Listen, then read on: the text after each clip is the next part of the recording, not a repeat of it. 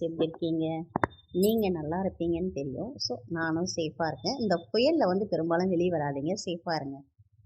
பொதுவா அந்த டிக்வா புயல் அப்டின்னா, மிகப்பெரிய சேதாரமாக்கியிருக்கு. எங்க அப்டின்னா இலங்கையில. இலங்கையே வந்து புரட்டி போட்டுருச்சுன்னு சொல்லலாங்க.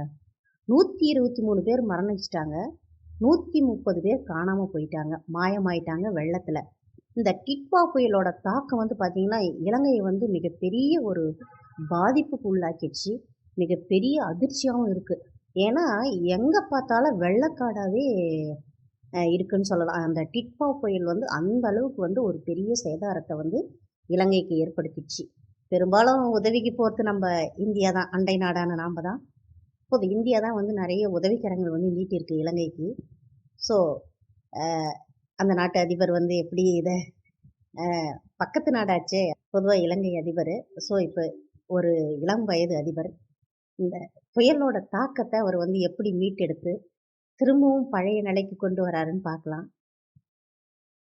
பொதுவா வந்து அந்த மக்கள் வந்து பாதுகாப்பான இடத்துல, பாதுகாப்பான முறையில இருக்கணும். அதுதான் நம்மளோட அ இதுவா இருக்குன்னு சொல்லலாம். ஏன்னா, அத பார்க்கும்போதே நமக்கே பயமாவும், அதிர்ச்சியாவும் இருக்கு மக்களே.